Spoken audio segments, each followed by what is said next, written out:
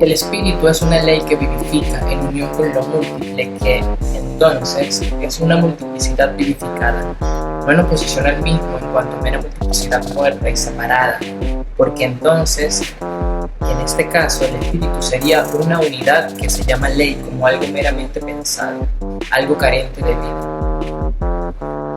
Sabiendo Jesús los pensamientos de ellos, les dijo: todo reino dividido contra sí mismo es asolado, y toda ciudad dividida contra sí misma no permanecerá.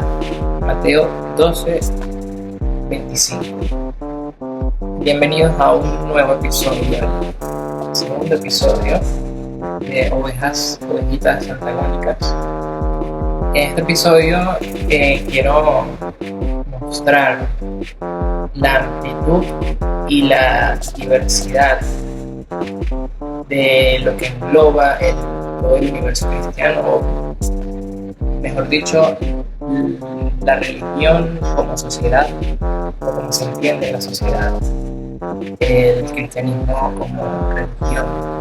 Y a partir de esta palabra, que es muy importante, la palabra religión, hacer unas pequeñas precisiones, porque se tiene muy estigmatizado a esta palabra, la religión. En los últimos tiempos se tiene bastante estigmatizada, y quiero hacer una pequeña reivindicación. Si bien luego sí vamos a criticar un poco, a atacar un poco más eso, pero partiendo de esta pequeña reivindicación, que es el enfoque principal por el que este tema es importante, es que la religión, entendida como se ha entendido, digamos, desde su hacer más importante del mundo, su función en el mundo más importante, que es la de cómo un ser finito eh, puede vivir una vida infinita, o puede llegar a vivir una vida infinita. Esa es su función más importante, ¿verdad? A partir de ahí, la religión, como su palabra lo indica, su significado lo indica, el religar, el unirse en ese momento en el que el hombre se hace uno con Dios, que es, digamos, el propósito por el que se, se da todo esto. Eh, Ese, digamos, es el enfoque principal y lo primordial, porque a partir de ahí, bueno, vamos a ver qué es lo que funciona y qué es lo que no funciona dentro de todo eso, que es lo primordial.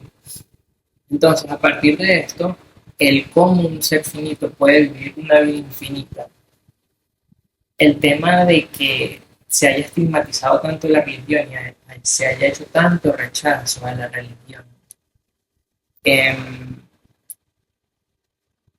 a pesar de eso, a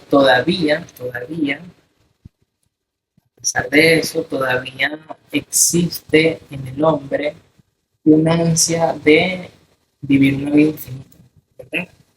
Existe una ansia de vivir una vida infinita, a pesar de que se rechace la posibilidad de vivirlo en la religión. Entonces, lo que sucede aquí es que lo que va a pasar más adelante para esta persona que ha rechazado es que buscará vivir esta vida infinita en otras cosas que no tienen que ver con religión directamente, o no tienen que ver con Dios. Ese es el tema, que luego vamos a ver si realmente a Dios solo se le puede encontrar en religión y todo esto.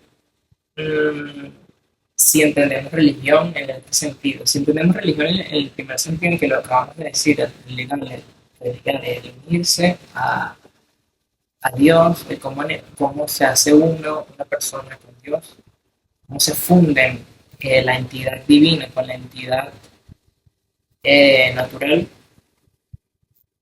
Si entendemos así, todavía la religión, digamos que es fundamental, ¿no? O el concepto de religión es fundamental para, para que ocurra esto. Pero ¿qué pasa? Cuando hay este rechazo, se suele buscar esta vida infinita en diferentes cosas, por ejemplo, en el arte, en la literatura, pero sobre todo en el arte y también quizás en la construcción del conocimiento, por ejemplo, las universidades, son lugares que están cerca del espíritu, digamos, lugares espirituales donde se construye y se hace a sí mismo el conocimiento, el espíritu de cada época, cómo se va constituyendo.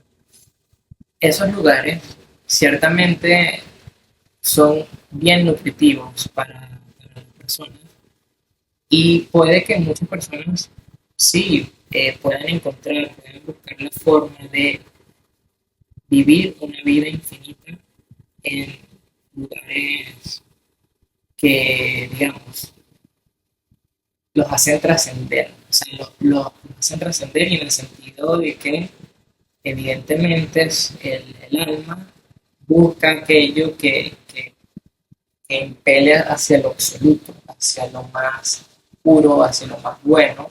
Y en este sentido es el bien, ¿no? Esta idea platónica de ir hacia lo absolutamente bueno. Y lo absolutamente bueno, claro, para cada cual será distinto, sin embargo, siempre puede que haya un común en este absolutamente bueno y es buscar. Sí, aquí entramos en un tema escabroso porque sería buscar lo que él considera bueno para sí mismo. Pero bueno, obviamente aquí entra la pugna y todo esto, pero ese no es el punto de este debate, ese no es el punto, o no es el punto del tema que yo quiero tratar, no es el punto hasta ahora. Pero quería iniciar con esto porque el tema de la religión siempre ha sido bien desdeñado, rechazado en estas últimas épocas y quería reivindicarlo. Ahora bien, es cierto que hay un cierto discurso y aquí es donde vengo a entrar con la diversidad, ¿no? En el entorno cristiano. Y es que desde que he estado inmerso en este mundo, en este universo cristiano, me he dado cuenta de que es bastante amplio y amplio en el sentido de que hay muchas personas y una diversidad muy grande. Hay una diversidad muy grande, incluso en formas de hacer, hacer las cosas, en formas de llevar el mensaje de ciertas formas diferentes. Entonces, claro, eso a mí en principio me impresionaba bastante porque, por ejemplo, me salía mucho contenido de personas muy cultas, personas tanto de la Iglesia Católica como de otras denominaciones, en las cuales veía mucha madurez y un, un espíritu muy auténtico en general, mucha autenticidad. Es cierto que hay personas en las que esto se hace evidente también que no hay esta autenticidad. Esto también se puede corroborar, se puede presenciar, es cierto. Pero eh, en principio me impresionaba mucho eso, me impresionaba que había mucha diversidad. Y entre tantas cosas, claro, en cuanto a las personas que son un poco más rígidas y todo eso, eh, y a las que son quizás un poco más liberales, por así decirlo, siempre hay como esta pugna entre estas dos corrientes o dos formas de pensar. Siempre va a haber como una cierta enemistad o un cierto desapego o una, estoy tratando de buscar la palabra más precisa, pero en el fondo es como una cierta separación que se ve y esto es uno de los puntos más esenciales con la cita que dije de Mateo 12:25 y es que a veces veo una cierta separación Y eso es lo que a mí me preocupa un poco porque si bien es cierto que, bueno, por las formas en que se ha gestado se han gestado diferentes corrientes, diferentes formas de pensar y diferentes doctrinas se han gestado de formas tan diversas y cada una con su, con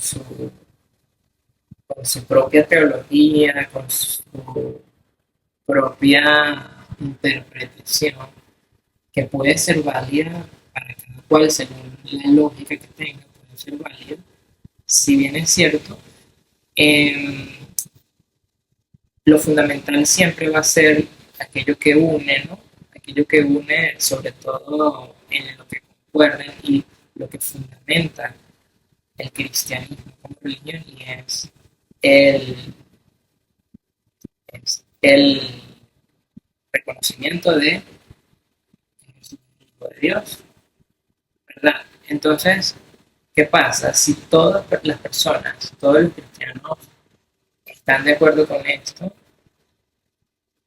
a veces veo como un poco innecesaria esta separación por aquellas otras cosas que quizás no son las más importantes. Algunas personas dirán, bueno, pero es que estas personas están haciendo algo que no las hace salvas, no las hace libres realmente.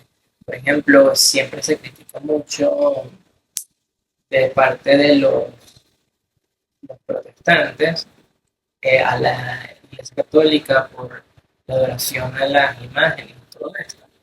Se critica mucho, que por cierto yo crecí en una familia católica y luego, claro, viendo todo esto, es algo que yo cuestioné, pero incluso más adelante, a pesar de haber cuestionado esto, a pesar de haberlo puesto en duda, lo que creo que no puedo poner en duda, por ejemplo, de la persona que me crió a mí y la persona con la que he convivido, es cómo esa persona vive su fe. O sea, siento que ese tipo de cosas, que lo he visto, no las puedo poner en duda porque de alguna manera hay una autenticidad de parte de su espíritu, hay una autenticidad de parte de su propio discernimiento y del mismo espíritu que le fue dado, ese Espíritu Santo, hay una autenticidad ahí. Entonces, eso yo no lo puedo poner en duda. No lo puedo poner en duda y es algo que sí se pone en duda al hacer esa separación de la que comentaba hace un momento. Y justamente hablando de esa separación, eh, también en Internet sigo a una persona que me gusta mucho su contenido porque hace, hace contenido muy polémico, hace mucha controversia y me gusta mucho ese tipo de contenido. Sin embargo, a veces pienso que en algún momento pensé que era hasta un personaje porque a veces sentí que se forzaba un poco esta controversia, a veces. Pero no creo que sea un personaje, pero simplemente es la forma de cómo llegar a las personas, cómo impactar. Yo entiendo eso. Lo único es que entre tantas controversias o tantas polémicas, de vez en cuando, eh, he visto que hacía unos comentarios acerca de que habían dos iglesias, dos tipos de iglesias. Había una iglesia que se centraba en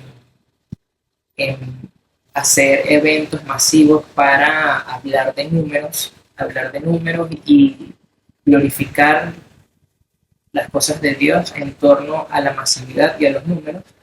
Y luego había otro tipo de iglesia que se encargaba de, quizás, o sea, se interesaba más por aquellas cosas particulares, por el individuo, más que por una globalización o sí, exacto, que se interesaba por más el crecimiento espiritual del individuo en particular.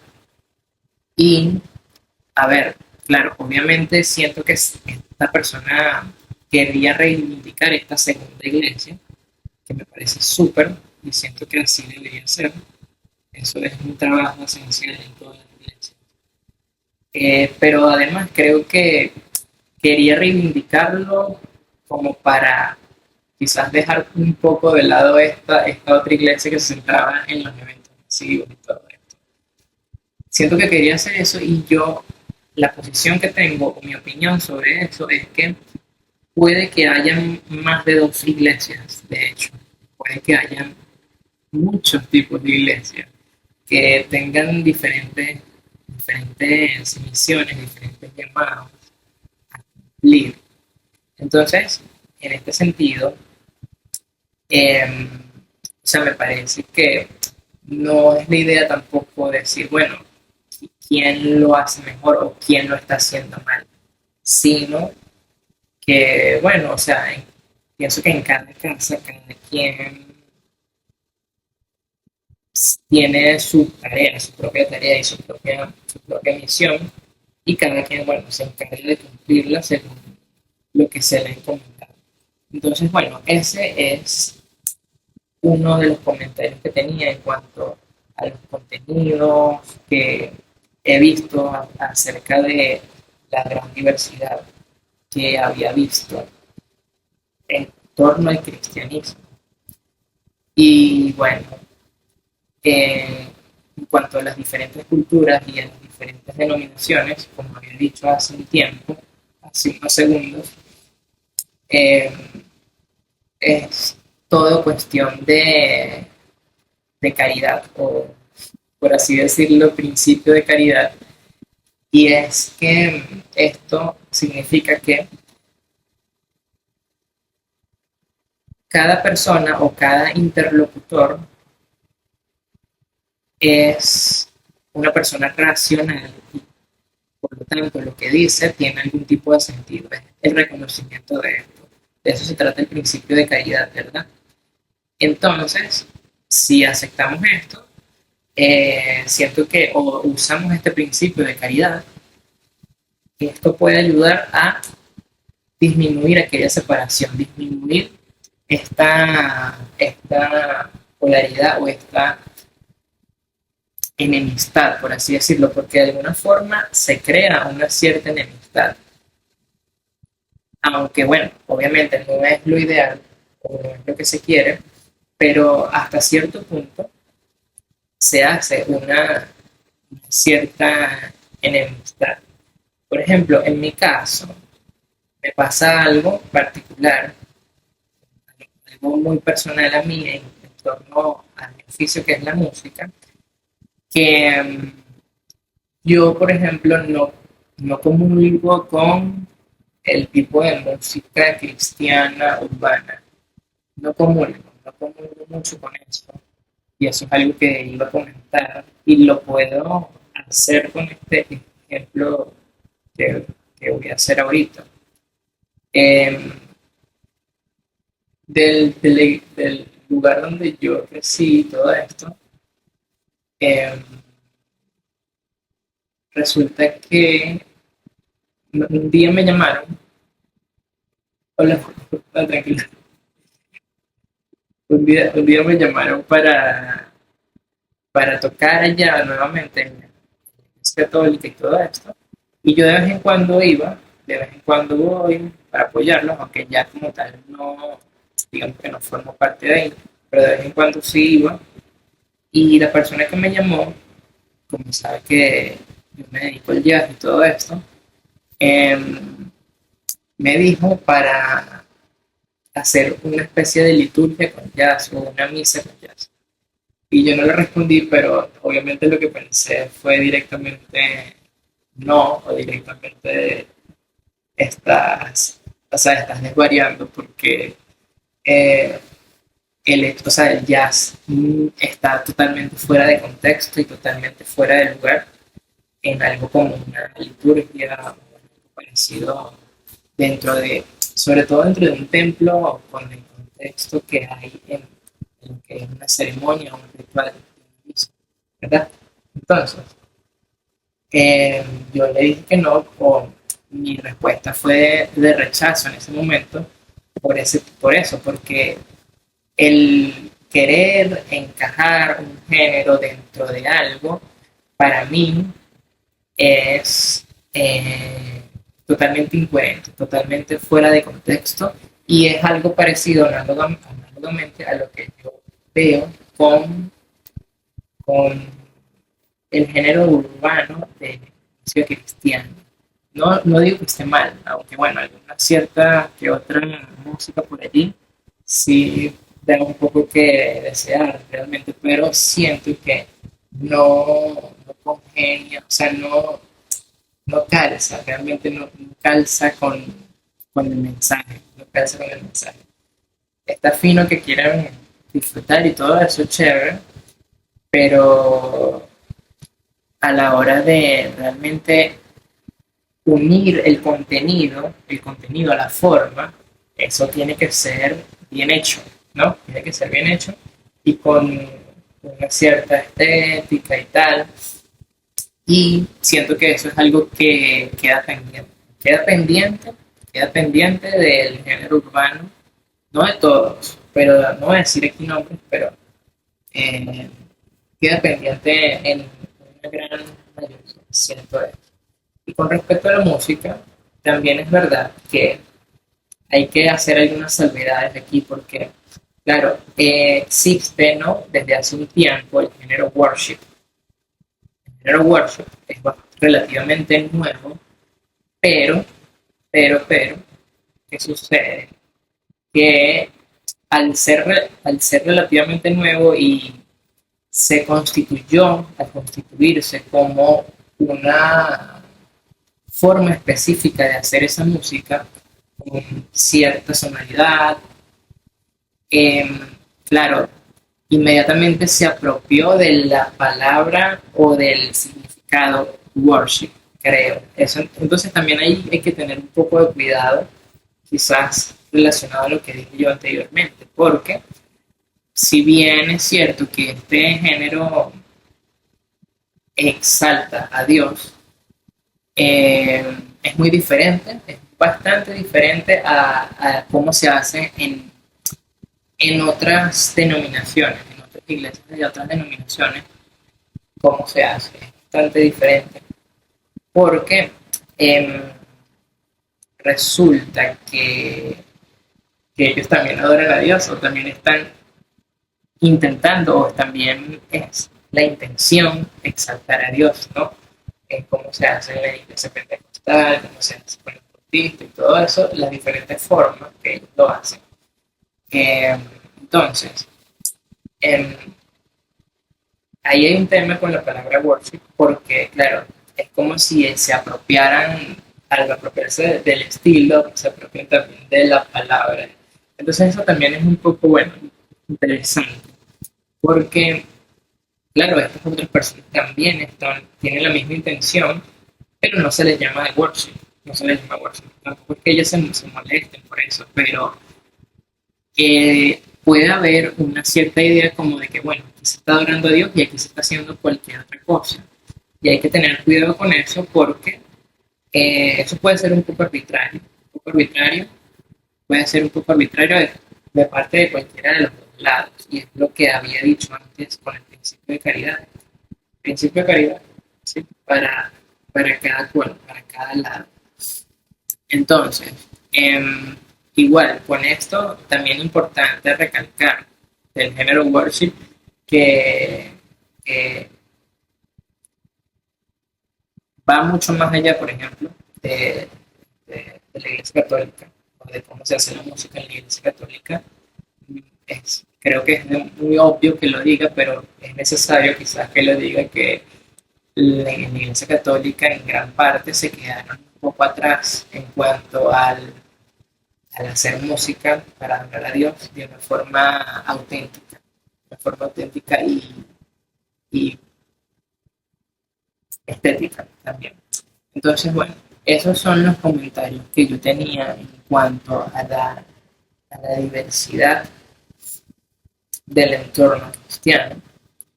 Y quería culminar con esta cita que dice,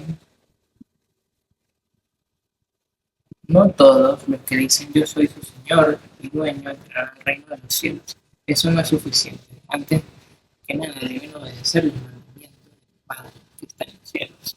Claro, y esta cita habla un poco de que, bueno, también muchas personas se han apropiado del Evangelio para, para su propio beneficio, sin digamos, establecer una cierta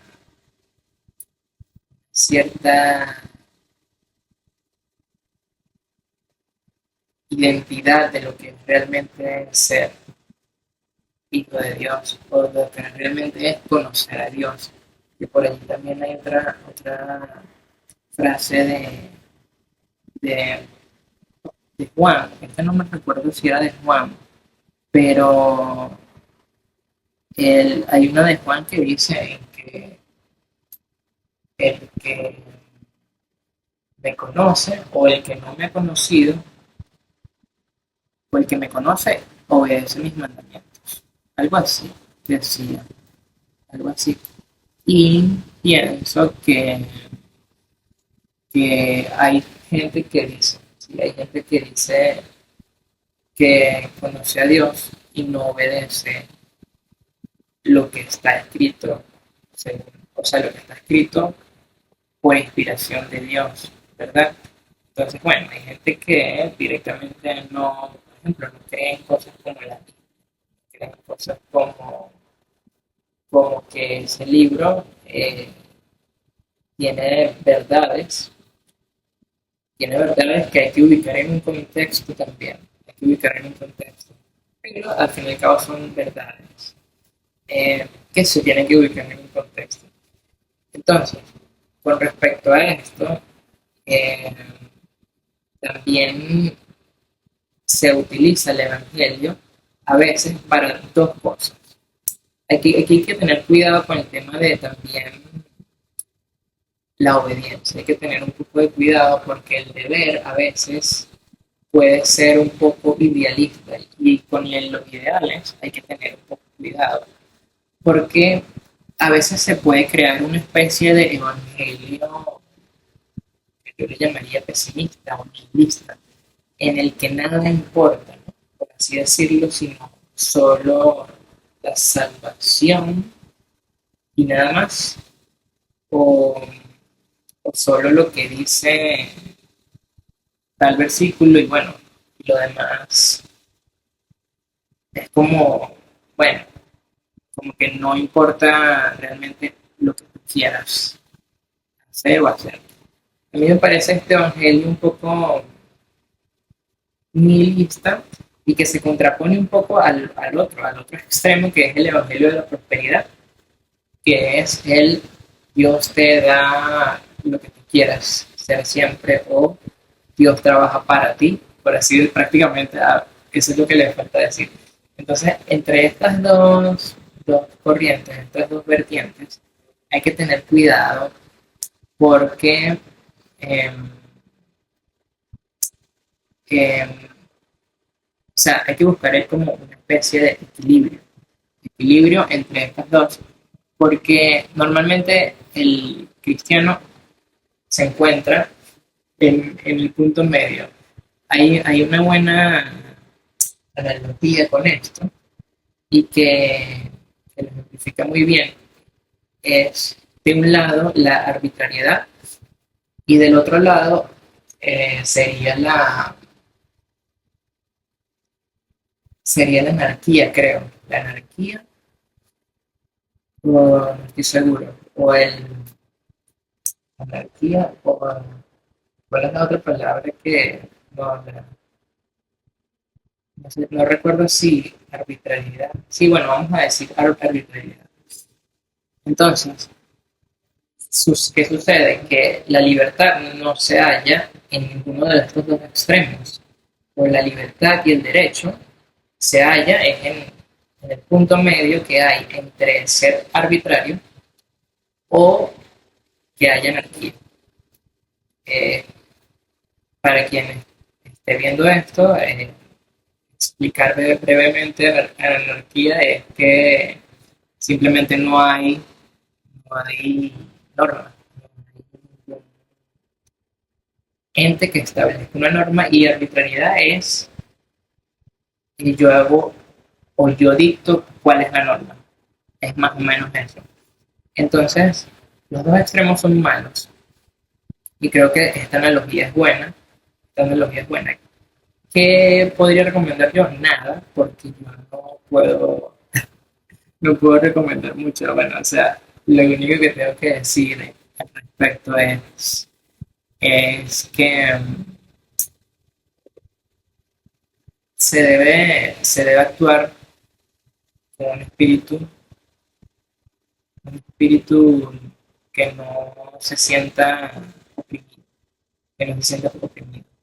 Y en este sentido, obviamente, me refiero a un espíritu libre, y el único que pueda ser libre es Jesús. Entonces, esta es mi reflexión por parte de esto que acabo de exponer. Y bueno, espero que escuchen el siguiente podcast, el siguiente episodio, en el que seguiré hablando de estas cosas que, bueno, se contraponen y se resuelven. Se resuelven. Esto es un punto importante, se resuelven. Yo traté de decir cómo se resuelven hace un segundo. No sé si tal vez me hace falta un poco de más desarrollo argumentativo, ¿verdad? ¿Cómo se resuelve esto? ¿Cómo se resuelve? ¿Cómo se resuelve? O sea, lo que acabo de decir, el espíritu que no se siente oprimido y que es libre. Pero ¿cómo es libre? Habiendo sido consciente, ¿no? Habiendo sido consciente de que no está separado del resto y que no es una conciencia finita que anda por ahí deambulando, sino que realmente porque tiene noción de esta infinitud que le da la libertad, tiene noción de esta infinitud a partir de esa conciencia, él, él se hace infinito, el espíritu se hace infinito y por lo tanto se absuelve. No voy a decir que se absuelve a sí mismo, pero es absuelto, es libre y en este sentido es infinito. Es infinito porque precisamente eh, se hace consciente de que puede vivir esta vida infinita. Puede vivir esta vida infinita. Entonces, bueno, gracias por escucharme. Nos vemos en una nueva edición.